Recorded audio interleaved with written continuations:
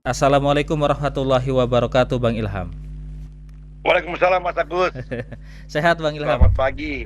Selamat pagi, Bang Alhamdulillah. Ilham. Iya. Alhamdulillah sehat-sehat selalu, Bang Ilham ya.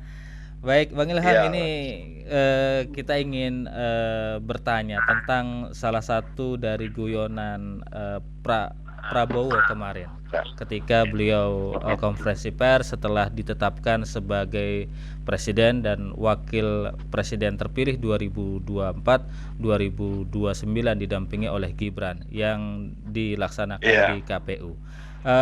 Pak Prabowo menyampaikan bahwa kadang-kadang tentang pers ya, kadang-kadang kalian meresahkan pimpinan politik. Nah, ini bagaimana menurut Bang Ilham Bintang selaku pengamat media dan juga tokoh pers Indonesia? Silakan, Bang. Saya kira gini, saya menanggapinya begini ya, buat pemirsa Radio Rasil juga, bahwa prinsip kerja jurnalistik secara universal itu memang membuka apa-apa yang sering justru mau ditutup oleh orang lain. Jadi wajar saja, bukan guyonan saya kira itu, tapi lebih curhatan hati ya dari Pak Prabowo bahwa dia resah itu terhadap pers. Saya kira memang itulah prinsip kerja pers secara universal loh.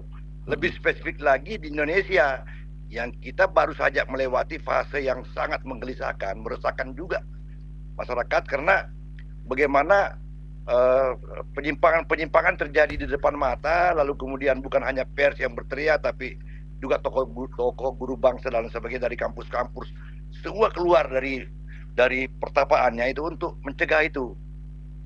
Tapi ternyata kemudian oleh Mahkamah Konstitusi, tempat yang dibuatkan untuk menjadi resi ya, semacam suatu pengambil fatwa, malah menambah juga keresahan. Jadi ini kita akan terbiasa dengan keresahan ini makin.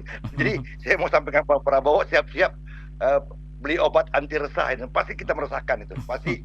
Karena kalau pers tidak melaksanakan fungsi tugasnya, mengganggu pemerintah yang tidak berjalan secara on the track, ya dia juga sama dengan mengkhianati amanahnya gitu, amanat sebagai wartawan. Itu Mas Agus.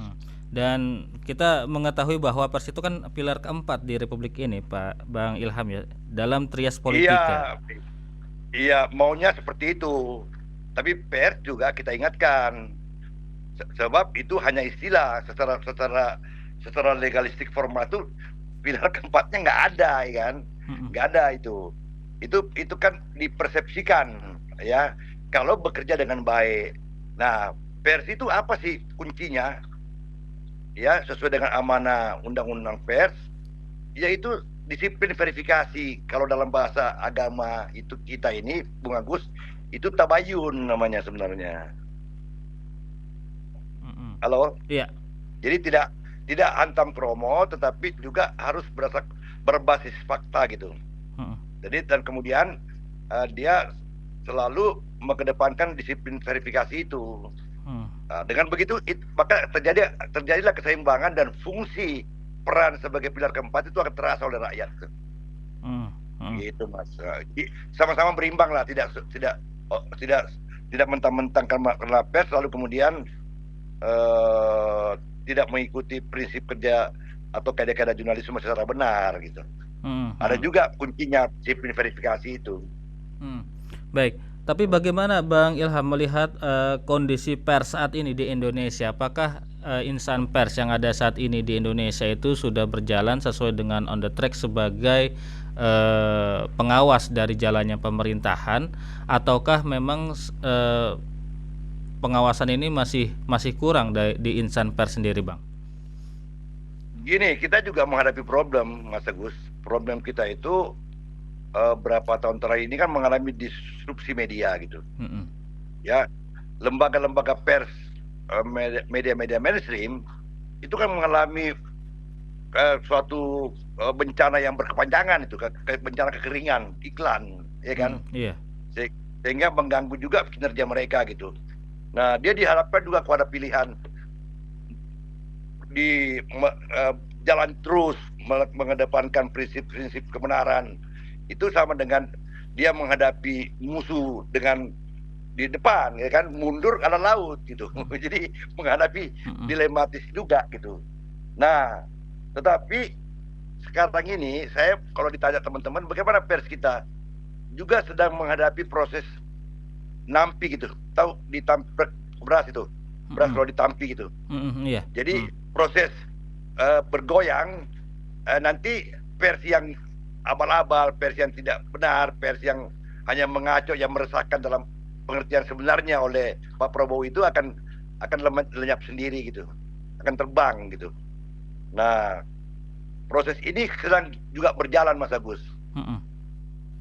Dia harus tak patuhi prinsip-prinsip yang ada di prinsip kerja jurnalisme secara benar, terus kemudian mentaati kode etik jurnalistik dan mentaati peraturan pemerintah, terutama undang-undang pers yang memberi dia hak untuk meragukan apapun yang disampaikan oleh siapapun, kecuali yang disampaikan oleh Tuhan dan Rasul gitu, ya kan? Kira-kira gitu, Mas Agus prinsipnya ya. Nah, kalau dia tidak melaksanakan fungsinya dengan benar, maka masyarakat juga akan mengganggu, membuat pers resah. Kenapa? Karena peran serta masyarakat juga diakomodasi oleh undang-undang pers. Baca aja itu pasal 17 disebut peran serta masyarakat itu, dia mengontrol pers. Jadi pers juga dikontrol Mas Agus. Iya. Tapi kadang-kadang kita juga melihat bahwa pers sendiri akhirnya tidak bisa mengontrol apa yang terjadi sehingga masyarakat lebih mengandalkan media sosial. Apalagi saat ini kan media sosial itu bisa dikatakan mungkin juga sebagai pengawas dari semua jalannya apa yang terjadi di masyarakat termasuk pemerintah. Nah, ini kemudian yang membuat insan pers sendiri sedikit mesti lebih berhati-hati dan lebih cepat melihat perkembangan media sosial yang ada saat ini yang kemudian digunakan oleh masyarakat. Bang Ilham melihat hal ini bagaimana, Bang? Ya, sependapat bahwa sekarang netizen jurnalisme itu juga berkembang. Ya, jurnalisme warga. Mereka kadang kecepatannya luar biasa, kedalamannya juga luar biasa, ya kan? Kedalamannya. Misalnya, saya dalam beberapa kali ceramah di depan teman-teman bahwa kita itu kadang-kadang masih udah tidur terlelap ya dalam mimpi, mereka masih berselancar di dunia maya. Siapa yang menemukan misalnya seorang prajurit militer misalnya menginjak leher seorang warga di Papua kalau bukan netizen itu, betul nggak? Iya. Siapa yang menemukan misalnya kita lagi terlelap tidur itu, mungkin demam juga ya. Ketika misalnya netizen itu menyiarkan para pejabat pemerintah ya, misalnya gubernur atau wali kota yang mengadakan pesta ulang tahun ketika terjadi pembatasan pergerakan masyarakat gitu, kegiatan masyarakat, PSB, ya, PSBB ya, apa namanya dulu, PPKM apa macam-macam lah, ketika zaman COVID. Kan mereka siapa yang menemukan misalnya anak-anak pejabat yang flexing ya, sehingga berlanjut kepada munculnya misalnya laporan harta yang bersangkutan gitu kan. Netizen, pers kita masih terkendala oleh oleh mekanisme yang harus dia tempuh, yaitu mekanisme tabayun dan verifikasi itu. Nah, memang ada kelemahan di dalam prinsip kerja jurnalisme warga. Jurnalisme warga, yaitu mereka kadang-kadang tidak disiplin verifikasi, katakan udah viral aja kan, kadang-kadang kita nggak bisa ikutin itu juga Mas Agus. Betul. Kita nggak bisa ikutin. Tapi semangat dan militansi mereka itu menyadarkan kita semua pers yang mungkin sudah ada yang sebagian sudah menikmati hasil pembangunan gitu ya, udah nyaman, zona nyaman. Nah, itu terusik sekarang gitu, diusik oleh mereka, oleh netizen itu untuk kembali ke front gitu ya, ke medan pertempuran. Itu kira-kira gitu. Berarti memang kita harus menyadari sebagai insan pers bahwa kita adalah masuk dalam 3 trias politika itu, bahwa 4 pilar demokrasi salah satunya adalah insan pers itu memang benar-benar harus bisa diandalkan saat ini untuk mengkoreksi jalannya pemerintahan, jalannya apa yang terjadi di masyarakat agar sesuai dengan on the track, begitu Bang ya? Iya betul. Sekarang justru kalau saya meminjam istilahnya Rocky Gerung, justru penyimpangan itu makin sempurna sekarang. Dan menjadi wilayah domain pers untuk memulai terus atau tidak berhenti untuk mengkritisi. Karena sebuah penyimpangan itu akan melahirkan juga penyimpangan yang lain. Betapapun ada upaya untuk melegitimasi itu. Itu nggak, Gus? Iya, betul. Ya, kan? Karena itu kita sekarang berhadapan dengan dua, antara pertentangan dikotomi antara etika dan hukum gitu. Satu pihak para pro demokrasi menganggap etika itu yang di atasnya hukum, ya kan? Sedangkan para penegak hukum dan utamanya politikus itu menganggap hukum adalah panglima tertinggi gitu. Ini sebenarnya medan yang kita hadapi ini menarik sekali gitu. Akan diuji. Yang mana gabah akan terbang, yang mana beras akan tinggal gitu. Baik, Bang, tantangan ke depan bagi insan pers ini apa sih, Bang? Yang paling fundamental bagi kita? Iya, kalau tantangan yang paling fundamental itu memahami posisinya, ya, dan kemudian mempelajari karakter disrupsi media ini gitu, ya. Nah, ini memang tantangannya hampir sama dengan tantangan mengurusi diri sendiri dengan mengurusi mengawasi pemerintahan itu. Iya. Karena kita sekarang masih belajar model bisnisnya media digital itu, Mas Agus. Ngerti nggak? Iya. Sehingga konsentrasi kita terpecah kan. Antara menyelamatkan diri kita ini yang sudah pakai pelampung, baju pelampung, dengan tingkah para politisi yang sangat tidak berbudaya itu, tidak beradab gitu. Ngerti kan? Nah, itu. Baik. Tidak Islami. Nah, ini karena Radio Rasil ya saya menyebut tidak Islami gitu. Baik, Bang, ini ada beberapa pertanyaan dari pendengar yang masuk di nomor kami. Boleh saya tanyakan ke Abang ya? Silakan. Baik, pertanyaan begini, Bang. Pers itu kan wartawan. Seharusnya sebagai seorang wartawan itu atau sebagai seorang pers itu mengabarkan kebenaran sekali bernabi. Bagaimana dengan wartawan yang menjadi corong kekuasaan yang bayaran gitu? Silakan, Bang. Ya udahlah, itu tempatnya kerak neraka itu. Ya kan, kita bicarakan wartawan menurut prinsip kerja universalnya tadi, menurut kaidah-kaidah jurnalisme yang benar kan, menurut prinsipnya yang karena tadi disebut itu kan yang menjadi corong terus menjadi bayaran, itu kan melanggar semuanya itu. Iya.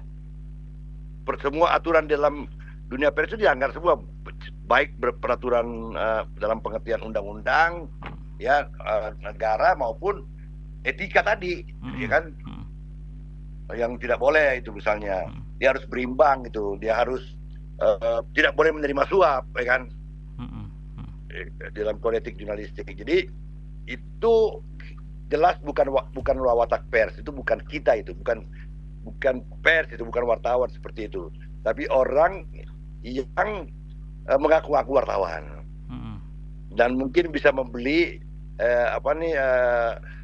atribution itu kan bisa dibeli, dia bisa bikin kan. Tapi ya percaya itu bukan wartawan, sama dengan orang yang Islamnya Islam KTP gitu. Baik, Bang Ilham, ini juga ada pertanyaan tidak akan masuk surga itu, tidak akan masuk surga gitu ya. Baik, ada pertanyaan juga Bang Ilham dari pendengar kita, warta wanita yang dulu pernah menjadi jurnalis di majalah Hukum. Dia ingin bertanya, bagaimana dengan pers yang tersandra juga dengan hakim yang benar itu? Kan hakim yang benar itu adalah wakil Tuhan di muka bumi. Lalu bagaimana dengan hakim yang tersandra? Dua pertanyaan, Bang. Oh, itu kita bicarakan radio Islam pakai istilah-istilah ini Islam aja, itu kerak neraka juga. Kan kalau tidak salah tuh, ini jok ya, waktu saya masih wartawan pemula, dia bilang ada 4 yang isi neraka itu, ya, isi neraka, Mas Agus. Yang pertama polisi, jaksa, hakim, dan yang 4-nya wartawan. Oh, wartawan ya juga kan? masuk, Bang ya? Masuk. Karena dia manusia yang diberi amanah untuk menyampaikan kebenaran, lalu menyampaikan kebenaran itu ya neraka juga. Oleh karena itu radio silaturahmi Islam Rasil ini harus terus-menerus mengingatkan itu, dan kita juga semua para wartawan yang udah tua-tua ini, tuwir nih. Iya. Tuwir ini Tua tapi ya harus dengan tapi jiwanya masih muda loh, Bang. harus dengan semangat seperti itu mengingatkan terus kan. Iya. Nah, kan kalau diingatkan sudah nggak segala macam ini, ya tunggu aja, ya kan, tunggu aja apa pembalasan dari perbuatan yang dia buat itu gitu. Iya. Bisa di akhirat, bisa masih di dunia gitu kan, Iya. ya Mas Agus. Tapi kan kita kembali lagi, Bang, kepada kode etik jurnalistik jika memang wartawan itu tidak mengabarkan kebenaran. Karena kalau jadi kebenaran itu memang harus diberitakan walaupun itu pahit, Bang. Nah, ini kan Iya, yang memang betul, sudah tapi menjadi kebenaran kode etik jurnalistik yang ada dalam kode etik jurnalistik, begitu ya, Bang? Iya betul, tapi begini kan, menjadi wartawan itu kan sama juga Anda harus punya pengetahuan, ilmu pengetahuan itu, Iya, dan bertakwa kan. betul. Jadi pengetahuan itu Anda juga jangan, karena itu bedanya tipis 11-12 tuh antara Anda mengungkapkan kebenaran tapi tidak melalui prosedur yang benar, tidak berdasarkan disiplin verifikasi, itu bisa menjadi hoax dan fitnah, betul nggak? Betul, Bang, betul. Dan itu yang dihindari oleh wartawan seharusnya ya. Itu yang nggak mau, karena itu pelanggaran kode etik. Itu Anda nggak usah keluar rumah deh, bikin malu itu. Saya kalau ketemu zaman saya punya wartawan seperti itu, yang ini saya panggil. Kalau dia kalau perempuan itu belum kawin, saya bilang baiknya Anda cari suami aja deh, jangan jadi pekerjaan wartawan gitu kan gitu. Iya. Supaya ada nuntun, pengertiannya supaya ada nuntun gitu. Nah, lalu kemudian atau Anda jadi supir taksi aja, lebih, kalau cuma mencari uang gitu, kan lebih mudah. Menjadi wartawan nggak mungkin lah juga mendapatkan itu. Dari dulu saya udah pengalaman, saya menjadi wartawan dari tahun 76 malah diangkat resmi. Iya. Ya kan? Jadi sejauh catatan perjalanan itu, kalau mau cari uang jangan jadi wartawan, karena siksa hidup itu. Itu sama dengan Anda berada di siksa kubur itu. Situasi seperti itu gitu. Nggak akan ketemu Anda. Ya kan? Karena justru karena dalam kondisi terbatas itulah muncul pikiran-pikiran jernih untuk meletakkan setiap persoalan pada duduk masalahnya secara benar gitu. Menurut prinsip kerja jurnalistik yang benar, diatur oleh kode etik dan sebagainya gitu, Mas Agus. Baik. Mudah-mudahan menjawab ini ya. Baik, terima kasih, Bang. Bang, sebagai penutup, Bang, karena kita dibatasi oleh waktu, nasihat apa bagi Bang Ilham Bintang sebagai seorang wartawan senior untuk kami para jurnalis muda ini untuk bisa terus berkarya dan bisa sebagai pengawas begitu ya, dan juga nasihat Abang untuk pendengar radio Silaturahim. Silakan, Bang. Jadi saya itu kan beberapa kali ya menerbitkan media gitu ya, dan punya wartawan ratusan gitu. Jadi yang pesan saya yang saya selalu ingatkan kepada anak-anak muda, apa filosofi puasa gitu. Apa tuh, Bang? Kita kebetulan baru saja melewati masa itu kan, masa bulan puasa, dan bahwa jangankan yang haram ya, yang halal aja ada waktu tertentu yang diharamkan untuk kita nikmati gitu. Betul nggak? Iya. Itu satu. Filosofi puasa, bahwa coba deh Anda merasakan bahwa dalam kondisi lapar ternyata ada ajaran Islam ya dalam puasa itu yang meyakinkan betul, dan itu menjadi rujukan para dokter, para ilmu kedokteran itu, dunia medis, ternyata bisa bertahan 14 jam tanpa makan, tanpa minum itu. Betul nggak? Iya. Iya kan?